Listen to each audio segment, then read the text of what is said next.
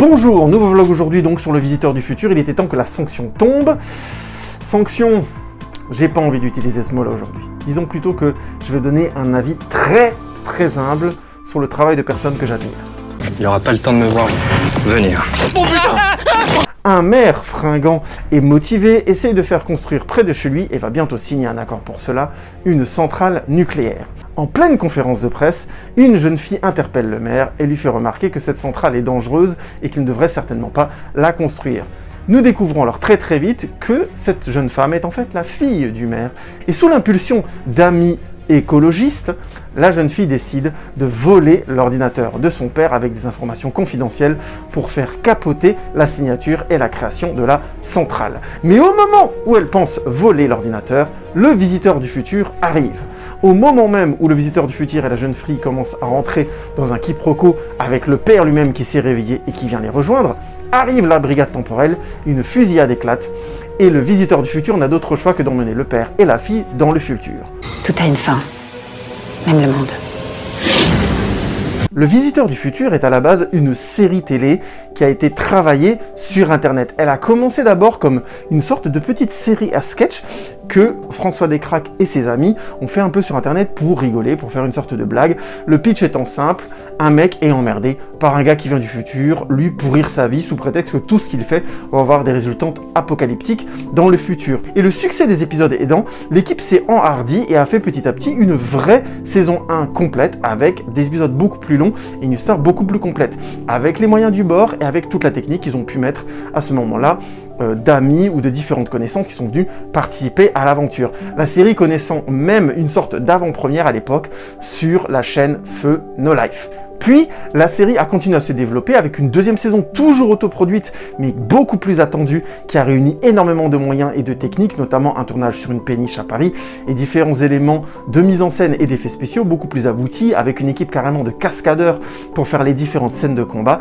La série gagnant vraiment globalement en qualité, en écriture, en jeu, à tous les niveaux, et donc réussissant à se créer une vraie base de fans très forte, qui a permis à la série d'aller chercher donc des financements. Ce qui fait que la saison 3 et la saison 4 furent diffusées sur France Télévisions et ont donc connu une production de type réellement professionnel. Une fois le tournage de la saison 4 fini, François Descraques sait très bien qu'il veut aller vers le cinéma.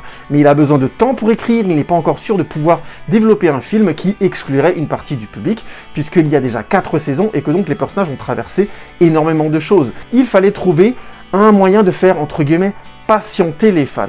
François Descraques et son complice de toujours, Slimane Baptiste-Berroun, a donc produit un livre qui s'appelle La Meute, et ensuite il y a eu une production d'une bande dessinée, si je ne dis pas de bêtises, autour de la brigade temporelle, et qui a donc permis de faire en quelque sorte tampon pour les véritables fans de la série, en attendant que le film trouve sa production, et notamment son scénario, parce que c'est une question très compliquée.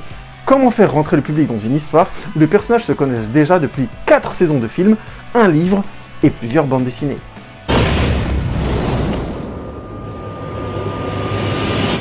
Je viens du futur. La première grande qualité du scénario du Visiteur du Futur, c'est que je pense qu'on peut largement voir le film sans connaître la série. Le film prenant vraiment le temps de centrer l'histoire autour du père et la fille que j'ai présenté dans le pitch, c'est-à-dire Alice et son père Gilbert Alibert. Ce qui fait que, si on n'a pas vu la série télé, ce n'est pas grave, c'est ce rapport père-fille qui va nous être donné comme le nœud principal, l'enjeu principal et les personnages qu'on est supposé suivre émotionnellement au travers de toute l'histoire.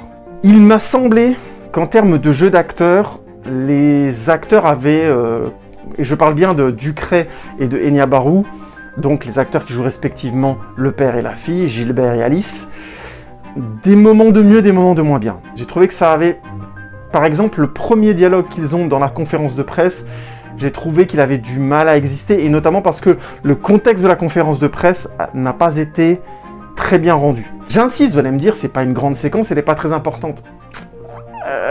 C'est le début, c'est l'introduction, c'est comme ça que nos deux personnages arrivent. Alors oui, on a compris leur fonction, oui, on a compris leur antagonisme, et oui, on a compris leur lien, mais ça résume bien, à mon avis, la performance des deux acteurs et le niveau d'écriture des deux personnages. Par moments, ça finit par être assez beau par moments, et par fonctionner par moments, mais j'insiste, ça n'est que par moments, et ça handicape déjà, de mon point de vue, beaucoup le Visiteur du Futur, le film. C'est quoi ça? Le cinéma est une question de mesure, de trop ou de pas assez. La conférence de presse, il y avait le contexte, il y avait les figurants, il y avait le texte, il y avait les acteurs, il y avait, je pense, le truc pour que ça puisse fonctionner. Et il n'y a pas eu, à mon avis, l'écriture n'était juste pas assez poussée comme je l'ai expliqué avant. Tout à fait à l'inverse de cette séquence dans le futur. Nos héros se retrouvent face à l'extérieur, dans un climat absolument apocalyptique, le résultat de toute l'histoire de l'humanité, mais aussi donc de cette fameuse centrale dont le visiteur du futur aimerait empêcher la construction. Les enjeux sont très très bien posés par le contexte, je veux dire le décor.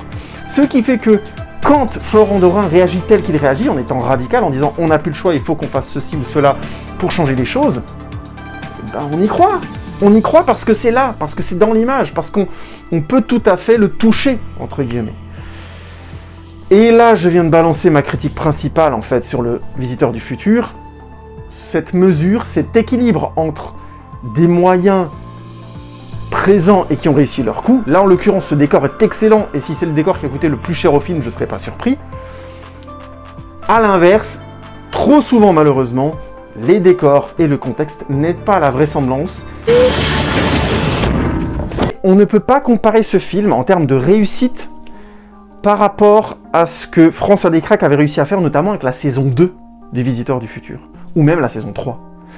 C'est des saisons où, avec le peu de moyens qu'il avait à chaque fois, d'abord des moyens complètement amateurs pour la saison 2, puis les moyens d'une petite série de science-fiction française financée par France Télévisions, c'est-à-dire avec très très peu d'argent, hein, il avait réussi à donner un contexte, un poids et une densité à ces histoires et à certaines séquences qui étaient franchement très réussies.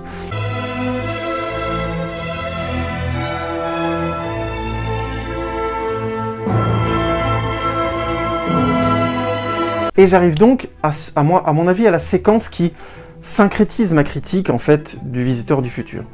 Cette séquence est un climax, donc je ne vais pas en développer comment dire, le contexte, mais grosso modo, on est dans un décor qui est supposé être un lieu de vie pour un groupe d'enfants. Les enfants, la première chose qu'ils font quand ils trouvent des choses qui les plaisent, c'est qu'ils les accumulent. En général, une pièce où vit un enfant, c'est bourré de trucs qu'il a trouvés, ramassés, récupérés, tous ses jouets sont en tas. Je veux dire, c'est organique, un lieu où vit des enfants. Et clairement dans le film, c'est un décor fait par des adultes, qui pensent que des enfants pourraient vivre là. Et là, il y a une sensation de vide qui crée un premier problème très très fort et qui est dans plusieurs décors du film, j'insiste, c'est ce manque de prise de temps dans le contexte. Alors vous allez me répondre avec justesse, bah ça demande du pognon, allons voir le film et dans la suite ce sera mieux. Tout à fait d'accord avec vous. Ce que je pointe, c'est que là, en termes de résultats pragmatiques dans le film, ça empêche d'y entrer, ça empêche d'y croire. Et c'est vraiment dommage parce que la séquence et son climax est bien pensé. Mais comme on a une certaine séquence d'action dedans, plus ou moins, on arrive au pire des trucs, c'est-à-dire qu'on a vraiment l'impression de voir des acteurs se débattre dans un décor trop grand pour eux. C'est très difficile, encore une fois, de mesurer ces effets selon le médium où on se trouve. Mais il se trouve qu'au cinéma, un décor vide, un décor qui manque de vie, ça dégonfle complètement ce qui se passe en 2 secondes. C'est impressionnant comme ça ne marche pas. C'est d'ailleurs pour ça qu'on se plaint tous quand, par exemple, chez Marvel ou dans d'autres superproductions, il y a des effets de fond bleu qui sont un peu ratés ou des effets de décor un peu floutés, ce genre de choses. Très souvent, ça, c'est pour cacher que le décor était trop vide et que quand on s'est rendu compte au montage que c'était foiré, il fallait zoomer, cropper, faire un tas de trucs en post-production pour essayer de sauver, de donner de la densité à des images qui étaient complètement vides et qui, par définition, devenaient creuses. Et là, vous me demandez de sacrifier la plus jolie fille qui soit venue me parler? Et tout ça pourquoi? Pour des gens que je connais même pas. Vous savez quoi? Allez vous faire enculer. Oui, je sais, je suis dur. Je suis dur avec le Visiteur du Futur. Et j'ai passé un bon moment. J'ai passé un bon moment devant le Visiteur du Futur. Alors qu'est-ce que je vous raconte? Mine de rien, c'est des problèmes d'écriture, le problème de dosage dont je parlais avant. Quand on va vers le cinéma, il faut oublier, entre guillemets, l'univers qu'on a fait avant en termes de série télé. Parce que entre un univers de série télé qui peut tenir dans un couloir et le cinéma, c'est comme si on passait d'un couloir à une halle des sports. Il faut donner beaucoup plus de générosité dans le contexte. Et j'ai un exemple du film Le Visiteur du Futur qui, à mon avis, syncrétise bien le choix de moyens qui, à mon avis, n'a pas été mis au bon endroit.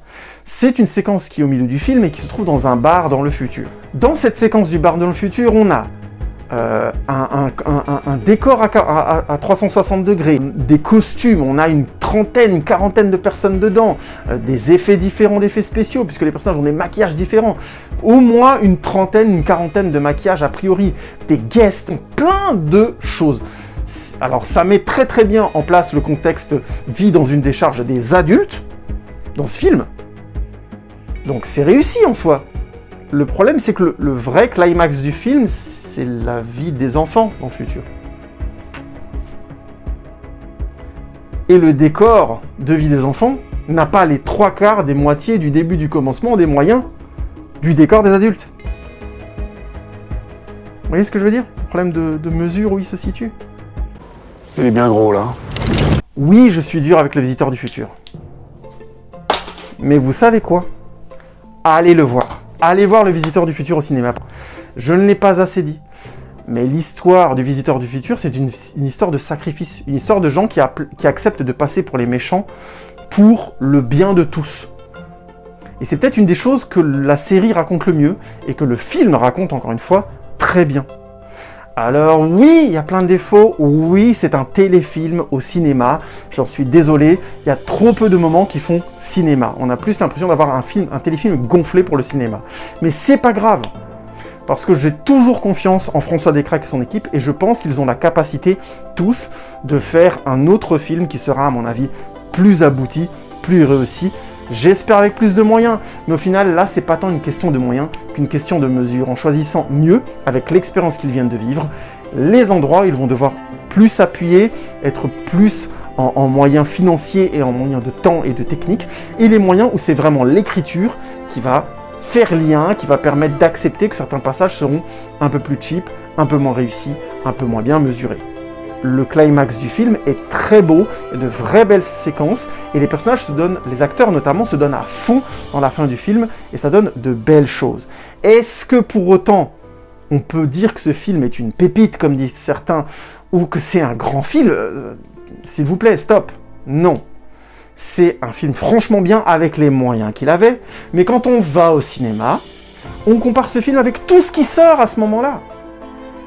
Et même si Everything, Everywhere, All at Once n'est pas aussi réussi dans le fond que Le Visiteur du Futur, il faut quand même admettre que c'est quand même plus abouti en termes de cinéma. Ça m'embête, ça m'attriste de lire. J'aurais préféré que Le Visiteur du Futur soit un chef-d'œuvre absolu et de le vendre comme ça aujourd'hui.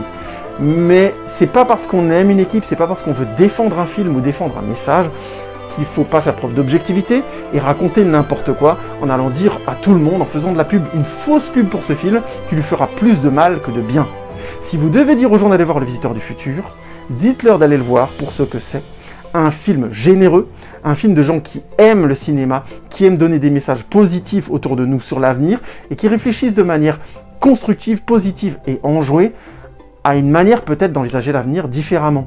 Et c'est en plus une comédie qui peut être franchement drôle, qu'on aime ou qu'on n'aime pas cet humour-là, et il y a un vrai, notamment, bon moment. Là, vous aurez bien défendu ce film, et les gens qui iront le voir dans le bon état d'esprit, et seront plus prêts à l'apprécier. Je finirai juste sur une toute petite note personnelle. Moi, j'ai envie de dire merci beaucoup à l'équipe du Visiteur du Futur, c'est des gens qui m'ont décomplexé, qui m'ont donné envie de faire des vidéos sur Internet. Si j'ai commencé à avoir une chaîne YouTube, c'est aussi parce que Le Visiteur du Futur était là et toute leur équipe, et donc merci beaucoup. Et voilà, je voulais juste les remercier et leur dire que j'admire leur travail, quoi qu'il arrive, même si je suis un peu dur dans mon point de vue sur leur film. J'espère qu'il y aura une suite, j'espère que ça va continuer, et je suivrai avec grand plaisir Le Visiteur du Futur dans ses prochaines aventures. Paix et prospérité les amis.